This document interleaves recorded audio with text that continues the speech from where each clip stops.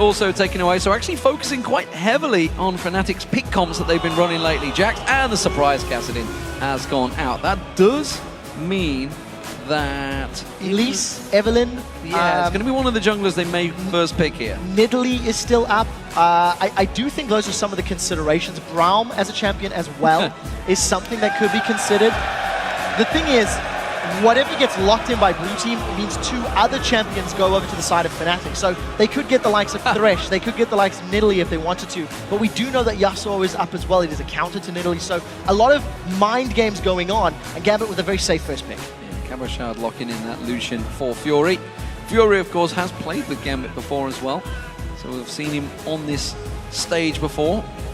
Moment Fnatic. So two choices. Will they go for the support? Thresh, of course, is available. Morgana's available. Which one will Yellow Star favor? Often, it has been Morgana. It is such a difficult pick and ban phase for Braum Fnatic. available as well, don't forget. Yeah, but because they don't really know what to expect from the rest of Gambit's composition, a safe pick like Elise is probably smart.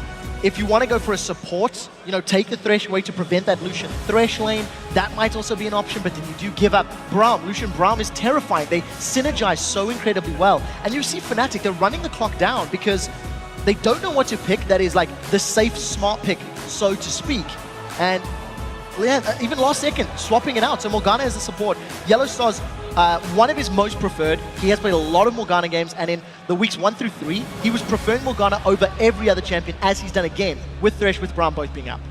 So let's see how this one is countered. I wonder whether Gambit, whether they're going to go for a solid team comp. They've decided on it. We talked about Nidalee, of course, earlier on, maybe for Nick. It's a champion he's played alongside full roster of Gambit, so possibility for him. Aurelia in that top lane. Cabochard, well, Soaz knows all about that one. Shyvana is available for Soaz. It's a champion he's worked very well on in the last few weeks. Yeah, and it's something that would synergize well with a lot of compositions. The Morgana pick is reactive, and it also allows you to set up picks because of the power of that Dark Binding route, which is up to 3 seconds at max range. I mean, it's the double pick we just talked about that obviously Millennium aim at, and Fnatic do often go similar champions. They do run very similar style, but what I like about the picks is you can mold them into anything else. You can work those champions into a multitude of compositions, and Morgana's always going to provide peel and protection for your AD carry. Wow. So, quite smart. That is a very, very fast lock-in.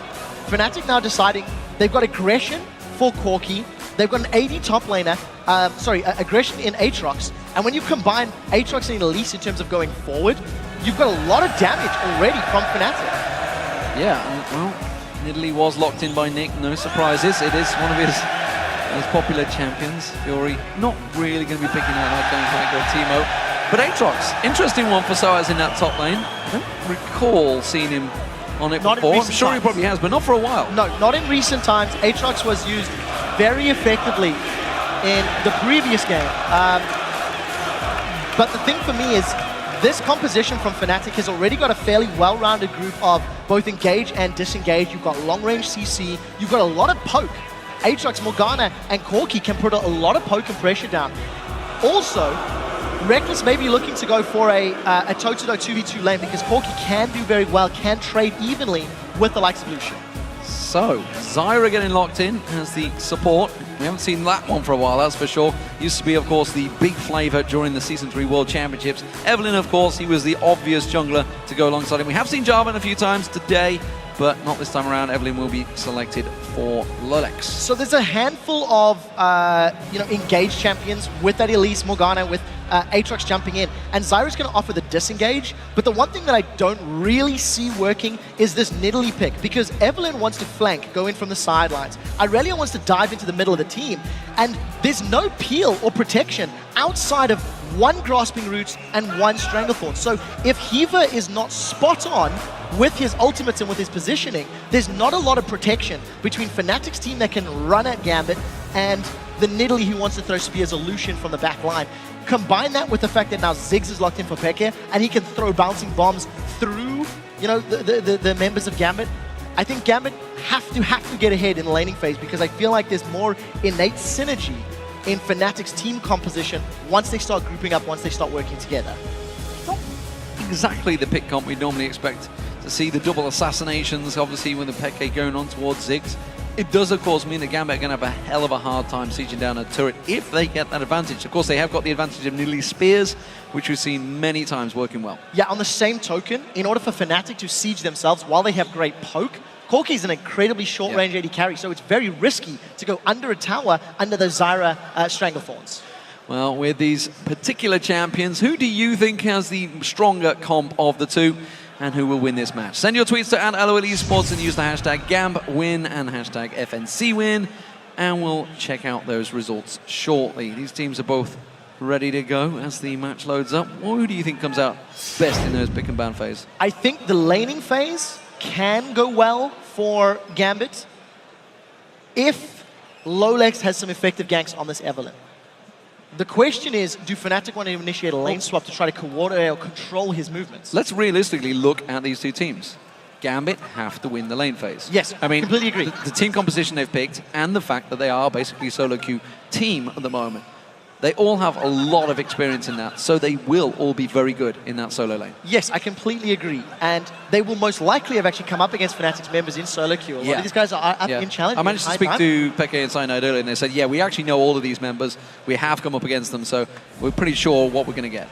Well, we'll have to see if they can anticipate and pick up the win in game. Here we go, ladies and gentlemen. Final game of the day here in Wembley. Of course, we have another bunch of games for you tomorrow, but right now it is Gambit as the blue team up against Fnatic as the red team. We're going to see how this one works out between them. Yeah, it's an interesting matchup, and you can immediately see Soaz has started himself off with a Scrying Orb. So because he's gone for the blue trinket, you can anticipate a Fnatic invade, and then most likely seeing Soaz backing and selling that for a different ward trinket later on. May also be taking a page out of Trashy's book, who did that invade with Jarvan the 4th earlier today. So may end up being a red buff trade, as Gambit has also gone for the 5-man invade. They're looking to get deep wards to anticipate or predict a possible lane swap. Yeah, identical play from both these two teams. Reverse side, Heaver putting the wards down the side. The crowd chanting that they want wards, and they're going to get wards is exactly what will happen for them. And deep wards, as you mentioned, for both these teams over and around both red buffs. Ooh, this is dangerous territory though. Yellow Star and Reckless, and Peke, sorry. They've got vision of them. Yeah, they're going to see them. They've got vision of them all passing by. The rest of Fnatic group around there. Are they going to go for it? If Fnatic do go for a Dark Binding or a Cocoon, Fnatic are going to be aware of this. This is going to be so scary, and I don't know if either team are going to commit. Grasping Roots is more powerful in this situation because Gambit can lock up multiple members of Fnatic. And I think the wise move is to back away. Fnatic don't have vision. The Scrying Orb is available. So if Soaz wants to get vision, he can use it.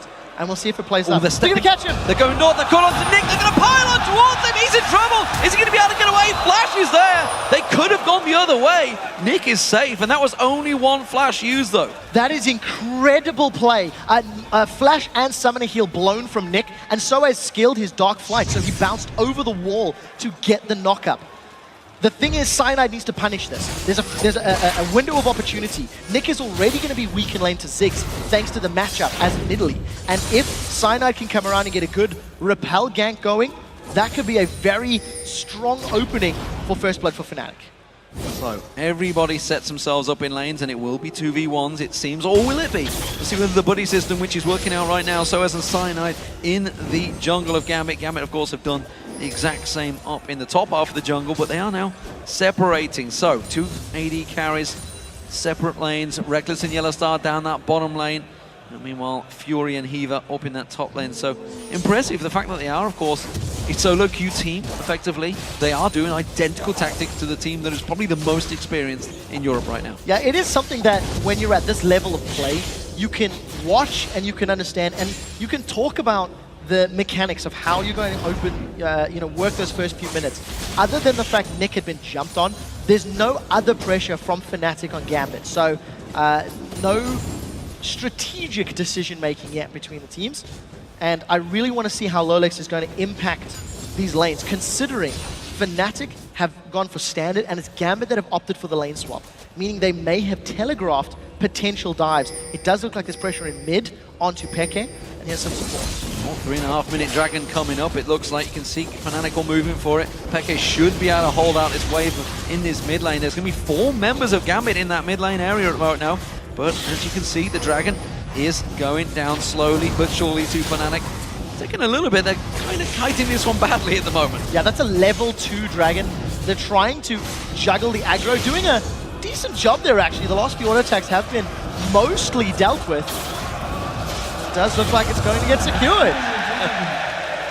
That was a little anticlimactic, that one, that's for sure. Took a little longer than Fnatic were hoping for, but when you consider that Soe still has the same amount of CS as Cabochard, he's the same level, and the global gold is going to be spread across the rest of his team, that is quite a smart move. It also allows Fnatic control of the pit when it does respawn, so they can position correctly and they can pull the resources they want. We've gone back to 4v0. Neither team is looking to defend their external turrets. Well, Yellowstar and Reckless are putting damage down on this bottom area. It is pretty even between the two AD carries when we finally see them meet up. Really, the mid lane is the one we want to focus on, though. We can see actually the jungle pairing, Cyanide and Soaz, close by. Remember, Alliance, of course, did this against Jesus. They managed to catch him out. Nick did burn that flash early on, so he hasn't got it available to try and get out of this one. We'll see. That minion wave will delay this one, that's for sure. Yeah, it definitely will. Yellowstar's going to join that. I mean, this is going to be a 4v1 in the mid lane. They could flash Dark Binding, flash Cocoon, anything they want on him right now. He's got no escape on this one. He's just going to have to run north. Cocoon doesn't land. He gets bounced in the air. He's in all sorts of trouble. It's a simple first blood for Fnatic. That is a very, very strong play. Flash Cocoon from Cyanide at near max rank manages to connect.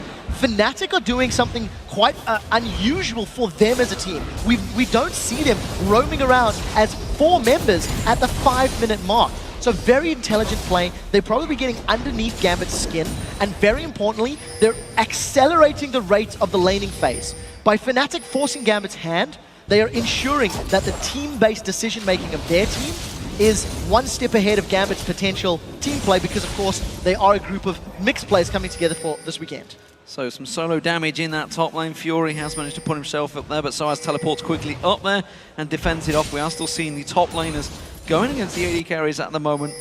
Yellowstar very deep on his own there, but he had the confidence because they had the vision to be safe around that area. Cabochard in this bottom lane is about to get the help of Fury and Hiva. Is he going to back off, or are they going to try and make a play before he goes? Yeah, I'm not sure. With the Black Shield and the fact that Corki should have Valkyrie, it should be safe for them to get away. The one thing I do want to highlight, though, is with First Blood and Soaz, the Dragon Gold as well, he's gone back to lane at 5.5, 6 minutes with the Giant's Belt.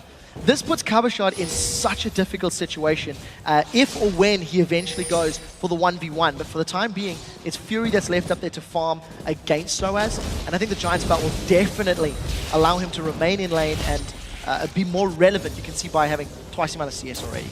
So the mid lane is really the big difference between the two. Peke, 20 CS advantage over Nick.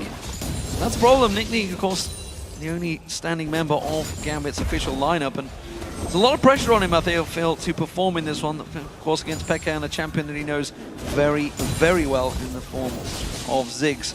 No surprises, honestly. You know, Nidalee is going to take a little while to get farm going this early on. Yeah, Nidalee is a champion with a mid-game power spike, so your laning phase is not necessarily the greatest, but once you get a few items, you can land some very, very strong javelin tosses.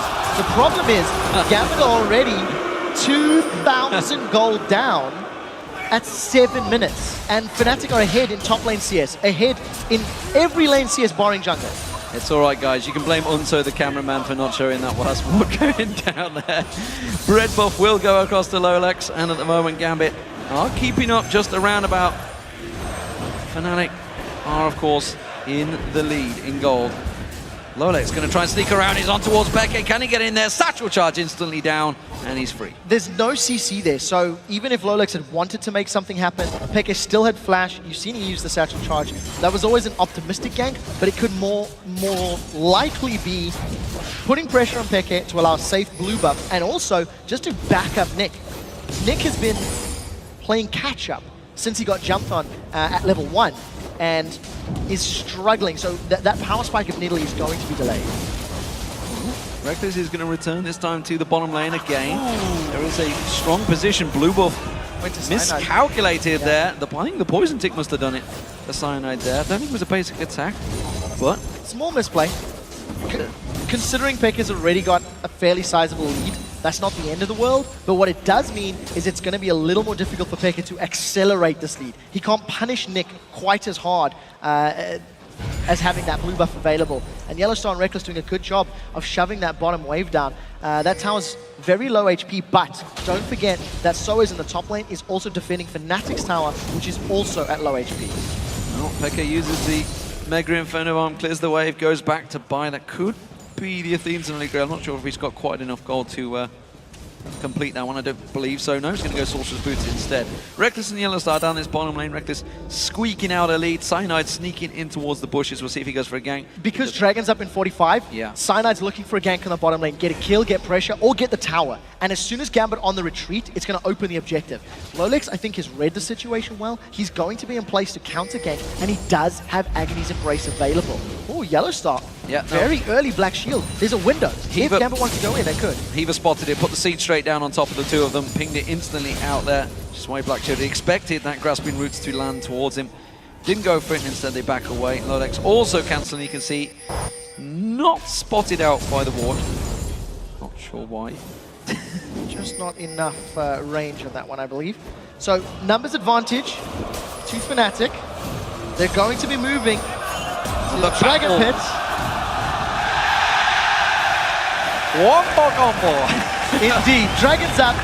They knew Lolex recalled, moved in through the lane, didn't make anything happen, and Fnatic... Oh, the Collins not quite there, though. That's actually Peke that secured it. The smite wasn't used by Cyanide on that Dragon. Yeah, panicked a little bit, maybe. But Soaz made it down, walked all the way from the top lane, burned his teleport to hold off the tower, and Fnatic just growing the lead. Very focused play, concerted effort from Fnatic. Yeah, to shut Gambit down, to force Gambit's hand in this laning phase. And I think it's very smart to ruffle Gambit's feathers and make life a bit more difficult for them this early. Yeah, there's a gap opening up between the two top laners, despite the fact they've not faced each other yet. They are about to in the river, actually. Cabochard and Soaz just crossing their paths, and Soaz is actually heading south. There's a 2-level difference between Cabochard and Soaz because Cabochard has been sharing experience with Kiva. Now, he did just hit level 7, so Soaz will have a minor advantage for this next point or two, but 20 CS difference. He's still got that Scrying Orb. You could argue the effectiveness of it, but he hasn't been under pressure either. There's been no gank attempts in the top lane, so he hasn't needed a yellow or a red trinket. And Fnatic are just doing very well. They've thought out this early game, and they put Gambit on the back foot. The ward just timed out in that bush there, although they're instantly pinging it, saying probably someone... Oh, there we go, just past the ward in the red area, so spotted him out. So they are aware of Cyanide's position. That means, of course, it frees up either the bottom to try and make a play between themselves. Both on identical builds, actually. The AD carries down that bottom lane. 117 CS Reckless with that lead still. They are finally facing off against each other. Dark Binding lands. It goes on to Heaver. And we are going to see Reckless going back. Soaz going aggressive on Cabochard. Can dive. He has got that Bloodwell available. Actually, that's interesting. Both of these top laners use their ultimates. And I would dare say Cabochard comes out a little further ahead. Lolex has got Agony's Embrace. Does have Flash. They're going in. Oh, we're going to see Lolex come around. Doesn't fully commit. Lolex has not been seen yet, so he's actually trying to bait Soaz here. See if he can draw him closer. Lolex, for some reason, does not want to go for this one. So it is difficult to lock down that Aatrox with Darkbite and with Flash. Even if Lolex had jumped in there with that Agony's Embrace, those are two abilities that are not affected by the movement speed slow. He can still clear the distance. So I think Lolex probably evaluating the likelihood of finding the kill is low and decides not to commit to it. But I mean, just look at the item advantages. Soaz with the Giant's Belt, Reckless has got himself a Bloodthirster already at 12 minutes thanks to solid CSing and 2 Dragons under his belt. Dragons, of course, worth less at a lower level, but when you got 2 of them, it helps you get that item breakpoint significantly earlier. Yeah, Cabochard, on the other hand, couldn't afford the Phage when he went back there. Meanwhile, so as you can see, got himself a Bilgewater Cutlass, so he is going to be much stronger, I believe, when they face each other a second time in just a moment. Yellowstar Reckless down this bottom lane, up against Fury again, trying to land those Dark Bindings, hasn't really been too successful, but if they do land, you feel free that they will pile in towards it. Lolex just off the side there, and looks like Picky is going to go for round 2 on the blue buff. Yeah, so Lolex is doing a decent job at farming the jungle. He's got a healthy... There we go, gets it this time. Healthy advantage over Cyanide, but you can definitely say that his gank attempts have not been anywhere near successful. Evelyn as a jungler definitely needs a few items before she hits a real power spike. And considering how important Evelyn will be in terms of these flank maneuvers and needing to pull threat away from Nick and from Fury, I think there's a lot of pressure on Lolex this game, because if he is not a scary Evelyn, then Fnatic are just going to ignore him and run straight to the squishy carries of Gambit. I guess you get the leader of the Avengers if you combine the two. We'll have to see if he can do that. For the time being, Fury's got back to lane. He's got his Bloodthirster picked up as well. So, about to lose the first tower of the game. Smart play from Fnatic. Yep, slow, steady, grinding out this victory at the moment. 4,000 gold already built up in 15 minutes. Not a bad lead for Fnatic here, and they may actually try and contest on this. Oh, Fury caught completely out. What was he doing face checking that? No clue whatsoever what he was doing there. Yeah, that one really, really hurt. Just all too simple. And Pekka is also going to look to get some damage. Look at that. Mega Inferno Bomb was still available, so if Nick had not healed himself, Pekka may have gone all in. But remember, Dragon up in a minute and a half. Look at the incredible vision control from Fnatic in the red buff jungle of Gambit. They're going to set themselves up to not only steal away buffs, but also ensure they've got all of the information to work with when they go for the next Dragon. Well, that's going to be the second tower of the game going down. Fnatic on this one again. Cabashard getting focused on. Lolex is just waiting off the side though. Soaz has got his blood well available. Should be able to pounce away from this one. There he gets caught out. Gets the pounce down. He's going to get close enough to his tower. He will get the blood well. Can he get away from this one? His tower is very low as well. Soaz is going to get taken down. And Lolex gets a revenge kill. So patient play from Lolex. He was waiting for the correct time to jump in. First kill on the board for Gambit. It will also ensure a tower. So, good turnaround. First successful gank we've seen from Lolex, but it does also mean he's on the top half of the map, and if he doesn't rush very quickly towards Dragon, Fnatic do have the opportunity to rush it down once again. I feel it's been a long day when this happens. I concur. I do indeed concur. So Dragon up 15 seconds, and look at Fnatic. Teleport's available for Soaz. He's going to shove out that top lane, but it's very, very clear Fnatic want each and every Dragon that spawns. They've made such a good effort at controlling this area of the map, and the poke that Ziggs offers in conjunction with the range of the Dark Binding makes it very difficult for Gambit to engage this. After the hit point shredded off Eva, Lolex looking to try and get close to this one, but the Dragon, I feel, will get secured. It's Cyanide's taking a big bit of damage on the back there. That's going to be Eva caught that. Oh, the rocket, not quite enough. Comboed with the Mega Inferno Bomb. He does manage to escape this one. Can they turn it around? Yellowstar blocks out that spear very nicely. Now Pekka is going to get caught out. Lolex pushing on towards him. He hasn't got the damage though. And again, no CC for Gambit. The only CC there is the grasping roots from Eva, and he was already taken out. 16 minutes on the clock, and Fnatic have secured 3 Dragons. And that is just such focused effort. They really, they weren't afraid of any steal potential. And thanks to all of the presence and the pressure they've applied, Soaz is most likely going to get this top lane tower and get out cleanly as well. So Fnatic extend their gold. Oh, that's blocked. Peke gets away with next to no health, but blocked out by Yellowstar. I think that final spear came through on towards him. Reckless is actually sneaking around the side. Going to find himself another pink ward. This is a pretty common position for that pink ward. It does look to be one.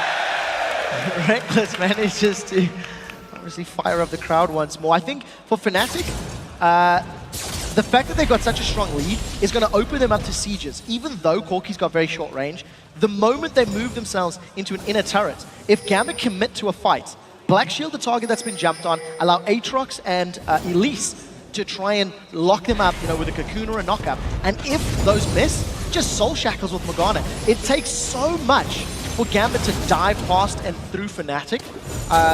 They're going to need a perfect engage, and I'm not sure if they're going to be able to do it at this stage.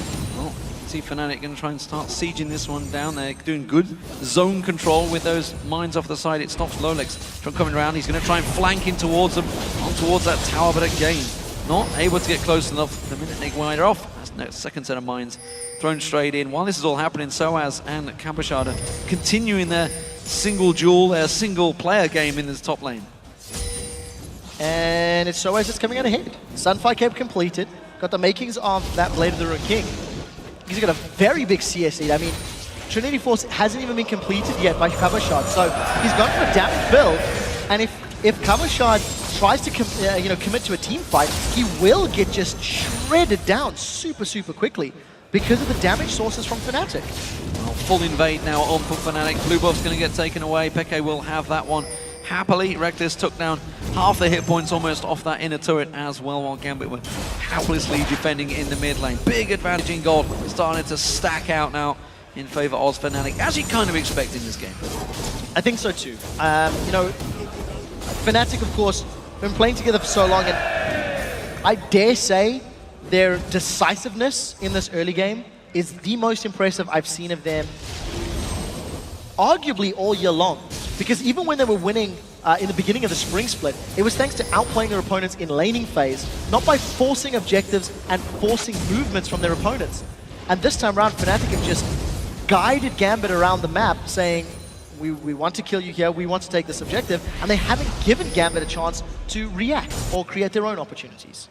So as returning back to the top there, Trinity Force completed by Kabashar, so see how he can compete with Soaz, who is a level ahead, got that blood well back available, and again, Lolex trying to make his way up here, but he's going to pass a pink ward, he's going to get spotted out, and Soaz may actually turn aggression towards him, quickly dashes away, will get slowed down, Soaz in trouble, it's just going to teleport away, they've got no CC, Bloodwell managing to get the damage down, he's in trouble, he's going down from this. Yeah, there's nothing you can do about it. What can Fnatic do elsewhere on the map? They're pressuring middle, they look to be moving bottom lane as well, Reckless may come up, so a little bit of damage in mid turret, and then a good gank by Lolex onto Soaz.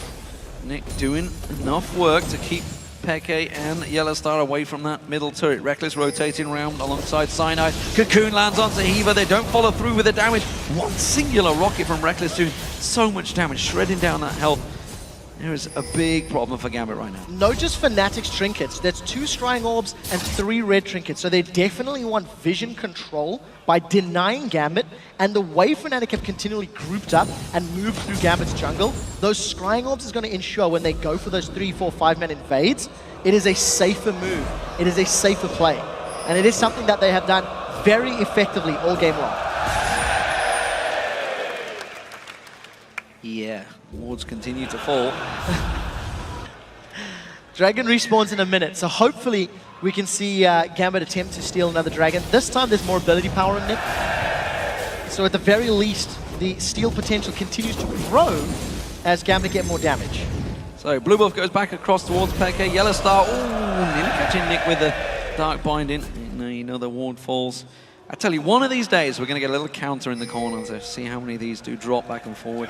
It's something I request every time they ask me. Well, we'll see. Oh, there's so many wards and shots. Yellowstar's in trouble. Oh, that's a good culling from Fury. He could have followed through. He defended the ward. That was the most effective culling. See, defended the ward. Well played. Strategic move. Unfortunately, for Gambit, it means the culling's not going to be available for the dragon attempt in a moment or two. I think our spectators are actually trolling the audience at this point in time. And it's just complete control from Fnatic. I mean, at any point, Fnatic decide...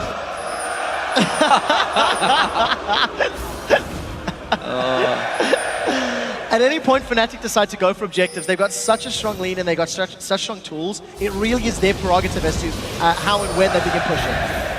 Well, Fnatic almost certainly in the stronger of the 2 positions here, pushing their way through. It is a 6,000 gold lead. Kabashar pushing hard and fast in that top lane. He wants to get some damage down on towards that top turret. I wonder whether Peke is going to maybe throw that Mega Inferno bomb up there to clear out the wave.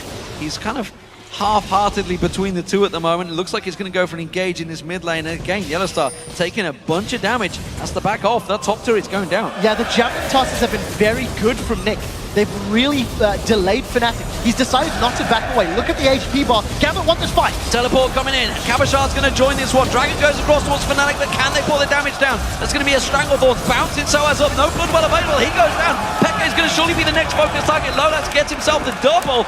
And Gambit actually trying to back away from this one. They could turn and fight. What are they doing? It's a 5v3. Now the damage from Fnatic is still up because Peke and Reckless were relatively untouched during the course of the fight. If they had stuck around, it could have been a difficult situation. There's no tanky stats on Kabashar. So a couple of auto attacks and a bomb, that could have cost him his life. When we talked about the PL power that Zyra operates, yes, it was great in the pit.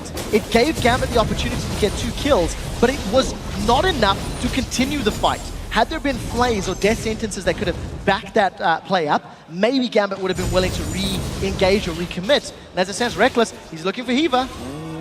Could have Valkyried after that one, but no, really got the vision around there, so plays it safe. Will get spotted out. Let's check this fight again. So yeah, the main thing that I just want to highlight is the decision-making of having Evelynn a flank jungler in conjunction with Zyra, which is a very disengaged style champion.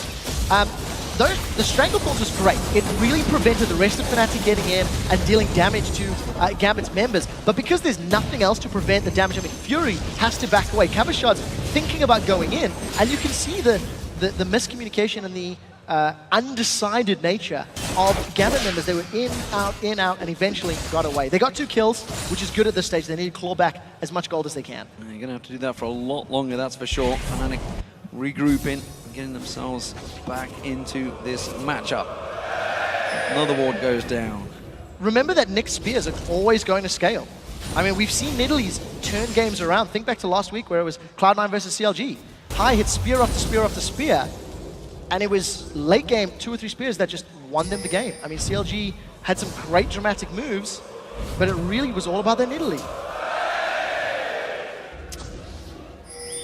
Yeah, they keep going down, don't they?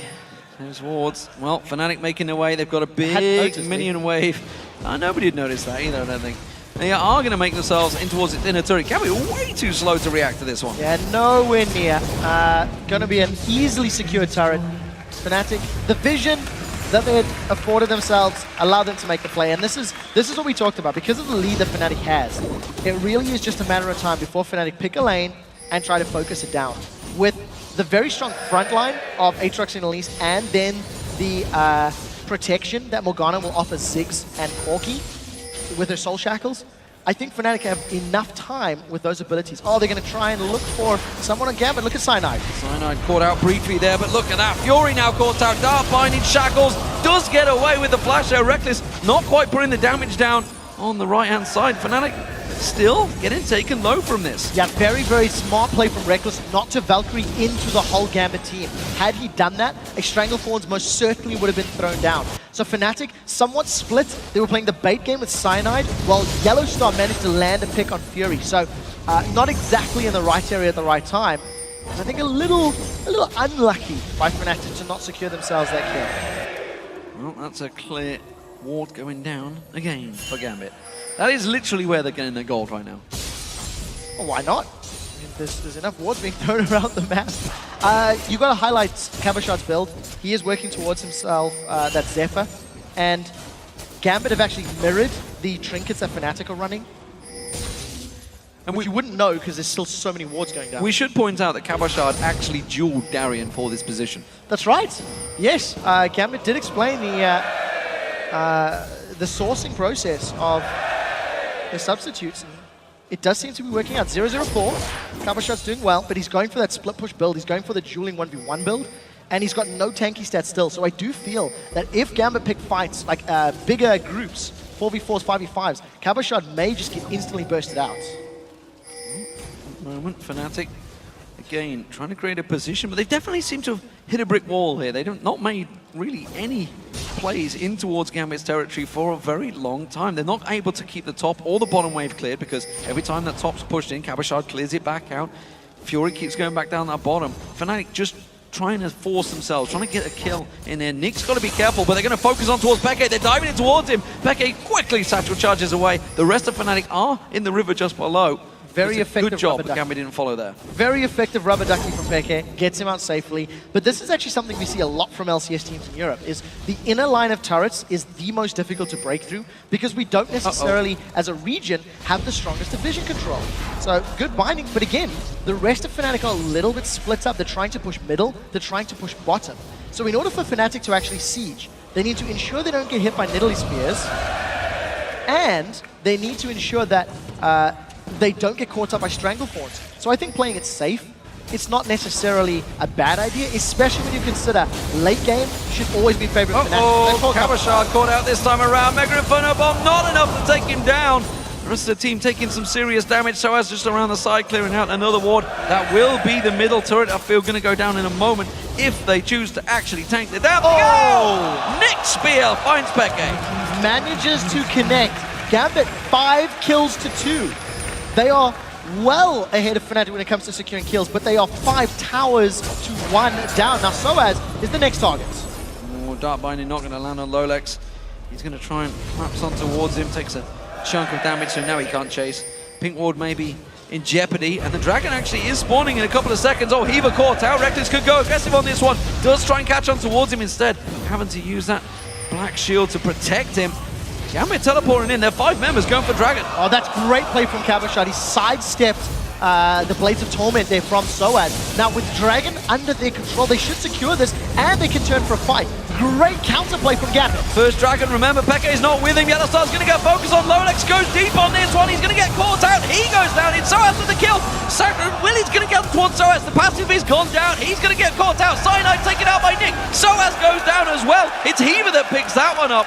And that was a 2-for-1 and the Dragon for Gambit. Gambit are not out of this game because they do have the ability to find picks. I talked about how Yellowstar on Morgana can provide peel and protection, but he put the Soul Shackles down far too early. Take a look at the engage here. Lolex goes very deep, and for a moment you think he may have bitten off more than he can chew. But that Agony's Embrace shield did give him a fair amount of HP to work with, and this is where I feel Yellowstar made a mistake. When Lolex was up there, he popped the Soul Shackle, so now when Gambit are running forward, that threat of the stun from Soul Shackles is not there. And that has allowed Gambit to run through, grab the second tower of the game, and that big gold lead from earlier becomes smaller as the game progresses. So just 7,000 still, actually technically 6,000 between the two teams. Gambit with their second turret of the game in that mid lane. That's going to expose Fnatic a little bit, take some of their vision away, that's for sure. And actually, if you look at the map, a lot of vision for Gambit rather than Fnatic, which is something that hasn't been happening, which is why, if you look at the inventories of all Fnatic, they have stuck themselves out a chunk of wards. Yeah, a real huge amount. It's actually what Fnatic have been doing the whole game. They've really had a lot of vision, especially in Gambit's red buff area. They've really put such a focused effort in that Dragon control, and up until the Dragon a few minutes ago, they had been playing very well. But that brick wall that Fnatic seemed to hit about 10 minutes ago is now becoming a little scarier, is now becoming a bit bigger, because there's a death cap on Nick. He's working his way towards a Void Staff. We've already seen how much damage his spears were dealing before he had that death cap completed. Well, I thought Soaz may get caught out there. Cyanide clears out some more vision. The rest of Gambit are moving in and sweeping out the river in style. I think it's style because FNC Arena is behind them. Dark Binding doesn't land.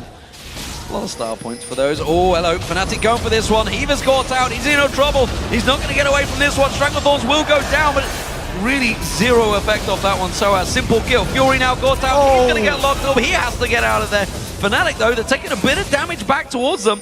Nick with those spears still doing work. Yeah, very important spears onto Yellowstar on the back line, and then of course Cyanide, being forced to repel away from that Stranglethorns. There is good damage onto Nick with Reckless getting closer to his Infinity Edge.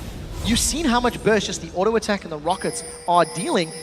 But unfortunately for Fnatic, they're not dodging enough spears to have the poke advantage at this stage in the game. I wonder right now for Fnatic just how much of that decision making, they're questioning themselves after that last Fnatic Alliance game, of course, where we saw earlier on their decisions. Should we stick? Should we stay? And at the moment, they seem to be questioning themselves when these fights come around. A lot of pings around that Baron area. Clearly, a lot of discussions going on about how they should clear out the vision. Gambit have full vision control over this area right now. They've got single ward in that back of the Baron, one ping ward just off in towards the top of the river. And Fnatic are very concerned about this Baron right now. So the vision is even more important for Gambit, especially when looking around big objectives, because they need to ensure they're not being flanked with Nidalee. They need to throw the spears down. In addition, if they have proper warding around objectives, it buys time for Lolex and Cabochard to either go very aggressive or find the right angle in. So for me, Fnatic's vision is great, but they can get away with slightly less wards because of the slightly more synergetic champion choices they've gone with. Whereas for Gambit, as we said, they need to make sure they have the right decisions. And those spears from Nick have been doing great work this game. Yeah, they keep on finding their targets. Only really takes 1 or 2, and as the game continues to progress, that spear will get stronger and stronger. Gambit keeping the waves cleared once again. No pressure on any of the waves actually from Fnatic, despite the fact that they've got a Ziggs. You know, Mega Inferno Bomb is available. May well have to be used here. Gambit are going to keep on pushing for this tower. I don't think they're going to get in towards it to get too much damage down. And Fury will get possibly a couple of double taps on towards it, which he will.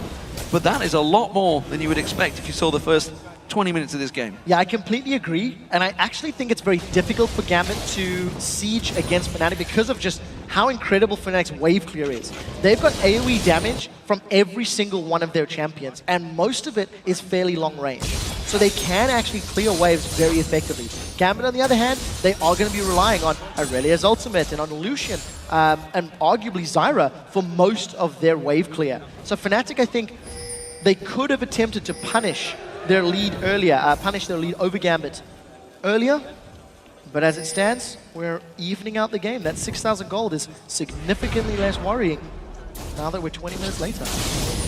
Continue to see Gambit stalling out. Fnatic just haven't broke through at all. They took that one inner turret down that bottom lane and the middle lane, so they have got close to the base. Oh dear, Cabochard caught out. This time around, I don't think he's going to go away. Flash comes out, Reckless is in there. Straight away knew he was in trouble. Valkyrie used from Reckless. That is maybe the can opener that Fnatic needed to try and push through Gambit. Yeah, I think it might be. The burst damage from Reckless is very, very good. And you see how quickly they just melted through his HP. That in conjunction with Elise's upfront burst definitely works in their favor. They want Lolex. And they're going to find Lolex. The cocoon lands, but the follow-up is not there.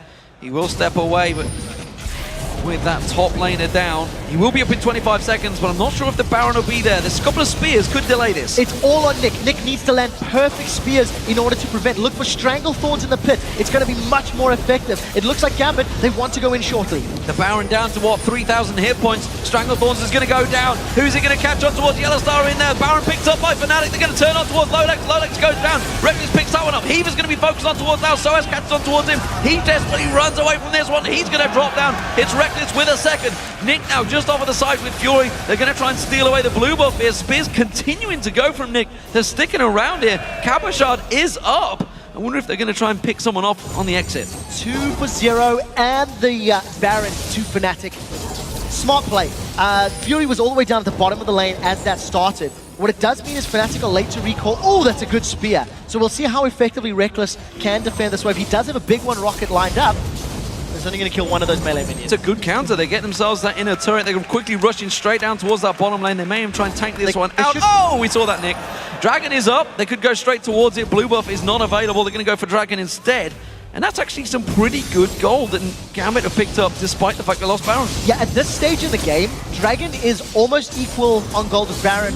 But look at the average. I'll actually dare say it is equal on gold with Baron. So while they don't have the buff, they do at least pick up a nice amount of gold to spend, continue working towards their items. Cabochard has got that Giant's Belt in his back pocket, is slowly working himself towards more tanky items. And Lolex himself, Radiant's completed. He's had that for a little while. He's got the Aegis as well. So there is defensive statistics being built up for Gambit, which will make their team fight power significantly more effective. Mega Inferno Bomb thrown down the bottom here to clear out that wave. Cabochard is still sticking around in that bush. I can feel he's going to push on towards that outer turret, and that's going to give them an advantage down there. So they're keeping Fnatic on their toes. Oh, nearly got that one, the spear.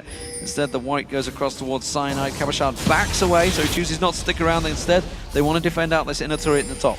So Banshee's Veil popped by Cyanide, and you see a Banshee's also secured on Peke, and I believe, sorry, not Peke, on Soaz, and I believe the makings of the Banshees for Peke. We'll see how quickly they can get those up. It's going to be so important for Fnatic to mitigate the strength of those spears. With Yellowstar, again, just keeps getting hits. He's eaten so many of those javelin tosses. And good defensive play by Gambit to hold on this tower, but how long can it last? Remember, Baron is on Fnatic. You know, we talked about the short range that Corki does have, and obviously against Lucian, he is very strong. He's what a lot of players see as one of the counters. He manages to trade very well with him, but in this situation, he can't get close enough to the tower. He's not doing the damage from range, and everybody from Fnatic is eating their spears right now, not just Yellowstar. Yeah, especially in the 5v5 scenario, when you do also have to take into account Zyra's ultimate. If Fnatic commit, they've got melee champions, you know, with Aatrox and Elise when she's in spider form, and it's difficult. You see, they're finally going to get in range. We'll see. Oh, they've got Hiva. They've caught Hiva, they're going to make it. Bomb comes in and Hiva disappears. And Lolex and Kabashard have to back away from that one. Fnatic push on through. Final inner turret goes down. All they needed was time. They managed to get the long-range cocoon, the long-range binding. That is what opened up the tower. And with the numbers advantage, they're not afraid. Yeah, you can see that actually with that Stranglethorns down, that was what they were fearing. That's going to be Lolex. Lolex getting caught out completely. Inhibitor will go down. This is the big can opener the Fnatic were looking forward to. And finally, they bust open the Gambit base. Yeah, Super Minions should be all she wrote as far as Gambit is concerned. Fnatic took them a long time, but they finally sieged up. They finally landed the long-range ability that they needed to, and that was sort of what I was getting at in picks and bans in terms of the synergy of their comp. They have tools to find picks. You lock somebody down and you poke them out with the satchel charge. Put a minefield down. That allows you to line up a cocoon and a dark binding, and the rest of the champions can burst him out or burst Gambit down. Ends up working in Fnatic's favor. They've got the kill lead, massive tower lead, massive gold lead. And it should just be by the numbers now for the rest of the objectives. Yeah, they should just be able to close the game out. Baron buff is worn off, I believe. It's from Fnatic, so that will not be available. But with that base open, Super Minions, of course, will be pouring in that top lane. So somebody again from Gambit now has to openly deal with that one. Probably going to be Kabashard, maybe Fury.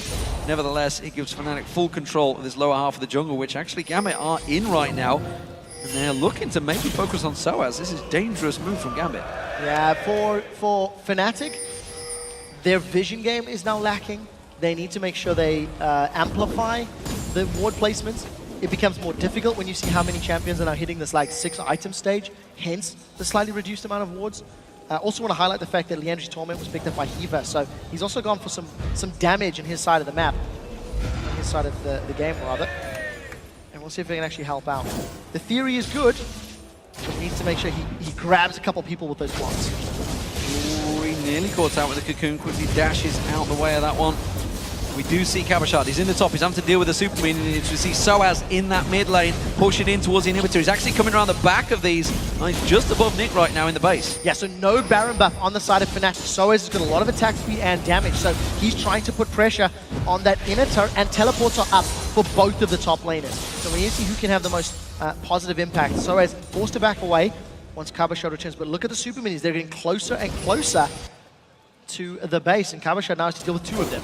Kabashard all on towards them. Hiva taking a lot of damage. He's got to go back to the fountain. The culling use this time around, keeping them everything away. Nick has to land some of those spears, but right now he's having to use Cougar form. Getting low on mana. No blue buff for him either. This siege is not working out well for Gambit. This game becomes a matter of who can land skill shots better. Soaz is doing very well. He's going to grab this tower uncontested.